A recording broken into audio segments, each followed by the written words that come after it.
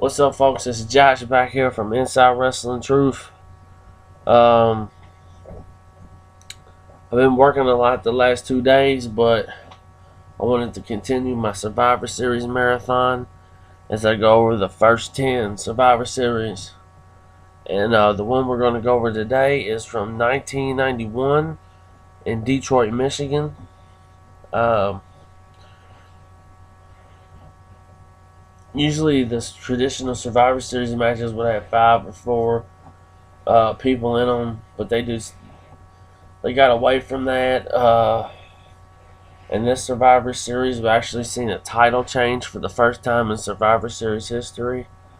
Um, but let's break it down. Uh, I think it's a really good Survivor Series. Definitely better than 1990. Uh, but the show starts off. They have a flashback between, Jake the Snake Roberts and Macho Man's incident where Macho Man gets bit by the Cobra, and Jake the Snake's actually supposed to be in a Survivor Series match that night, but gets suspended and isn't allowed to participate. And they show that footage. WWF President Jack Tunney addresses the Roberts and Savage situation, and he says that they will no longer be able to have any pets in ringside. So Jake's not allowed to bring a snake around no more. I always thought Jack Tunney was kind of a jack off as a president, man. Then we get into a traditional Survivor Series match.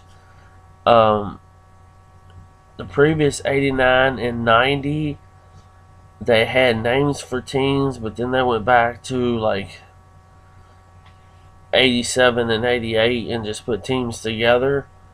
The first elimination match is Ric Flair, the $1 Million Man, the Mountie, and the Warlord versus Bret Hart, Roddy Piper, Virgil, and the British Bulldog. This was a pretty good match. The Bulldog was the first one eliminated, and it was a pretty good match, pretty technical sounding match. Everybody gets into it, back and forth, back and forth. See some skills of some guys really come out in the wrestling ring. But what happens there at the end, they all get in the ring and they get into a scuffle. And the referee declares that everybody in the match has been disqualified except for Ric Flair because he was a legal man. Whatever. Just, it didn't make sense. But in all, it was a good match. Piper and Flair had some really good work going on in the ring that I really did like. But pretty good match. Then Mean Gene interviews the Macho Man, Randy Savage, and this Survivor Series 91 built up for a pay-per-view 2 days later. It was called Tuesday Night in Texas, and the Macho Man would fight Jake the Snake Roberts, and Elizabeth actually comes out, and talks, and they do a little promo on Jake the Snake. Not bad, pretty good, Another Survivor Series match.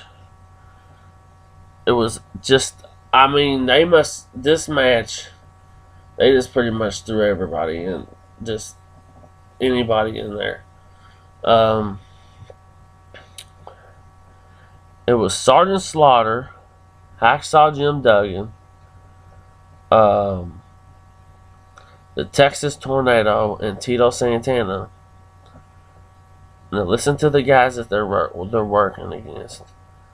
Colonel Mustafa, the Berserker, Hercules, and Skinner. I I would have to say that I really didn't enjoy this match. Uh, all four guys survived from the Sergeant Slaughter's team. Uh,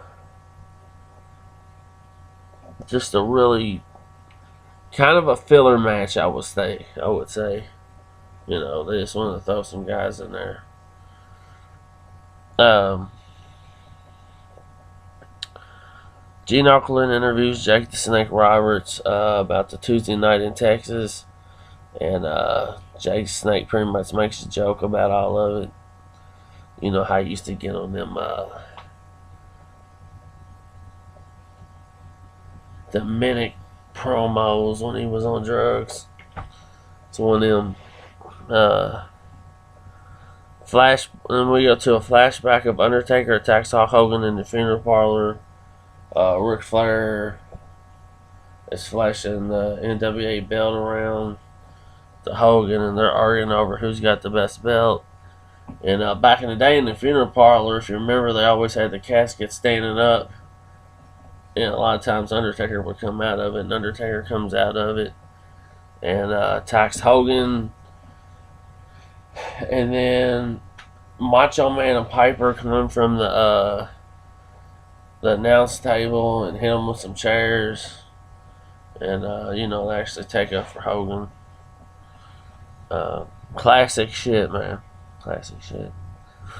And then we have the match that I didn't understand. I thought this match should have been the main event of the night, but it wasn't.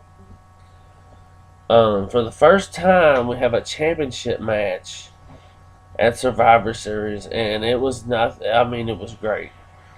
The WWF Championship match between Hulk Hogan and Undertaker. Hulk Hogan put Undertaker over to win his first title with help from Flair. Pretty good, decent match. I enjoyed it. It's one of my all-time favorite Survivor Series matches. I just always remembered it. And Hogan put Undertaker over, become the new WWF champion. Mean Gene interviews Rowdy Piper. Piper cuts one of his classic ass promos about Flair and about Hogan losing the belt. And then Sean Mooney interviews Ric Flair and Mr. Perfect. And Ric Flair's all coked out, all hysterical, because Hogan lost the belt to the Undertaker. And he's talking, and he's got blood running out the side of his tongue. Does somebody please tell me what is up with Ric Flair when he cuts a promo and he always bleeds over here? I just never understood it. Mean Gene interviews the Natural Disasters and IRS and Jimmy Hart. They talk about how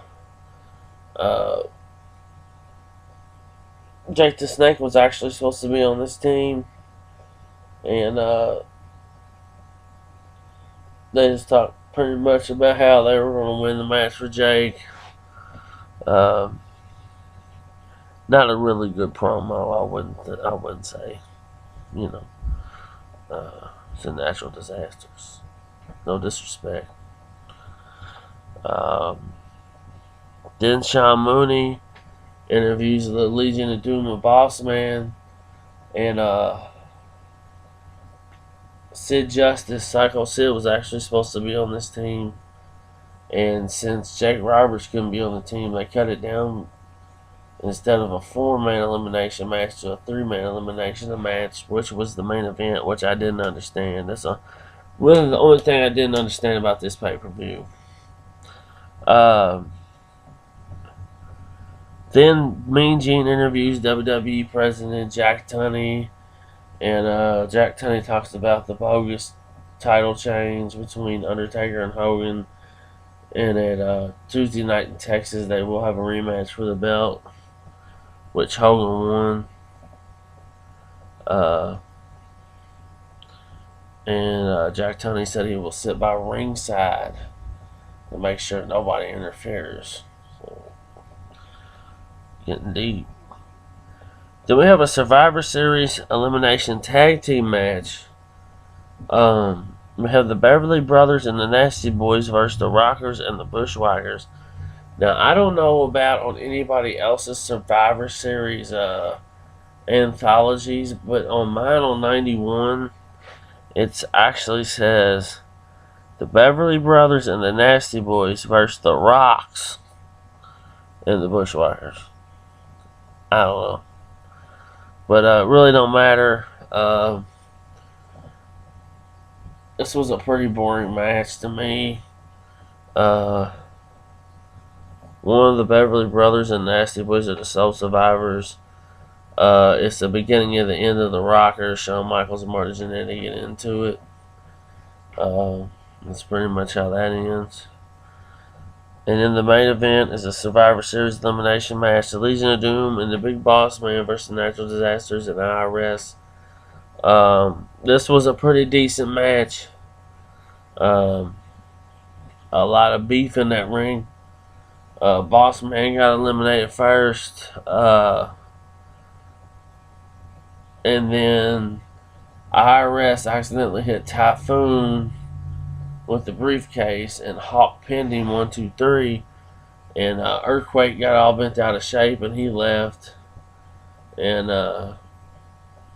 then it was IRS versus the Road Warriors. And the IRS tries to leave, and Bossman chased him back in the ring, and they got beat anyway. So that's how the main event went. Legion of Doom and the Big Boss Man prevailed. And then the last segment of the pay-per-view was really a build-up for the Tuesday night in Texas pay-per-view.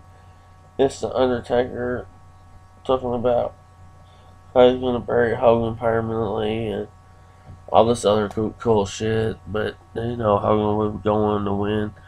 But all in all, I really like 91 Survivor Series. There were a couple matches that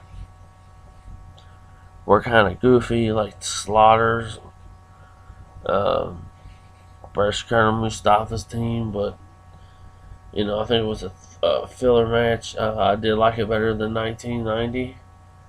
But yeah, that's my review for Survivor Series 91. I got 5 more coming for you this week. So check them out, subscribe, and like I always say, get your money and pay your bills. Peace.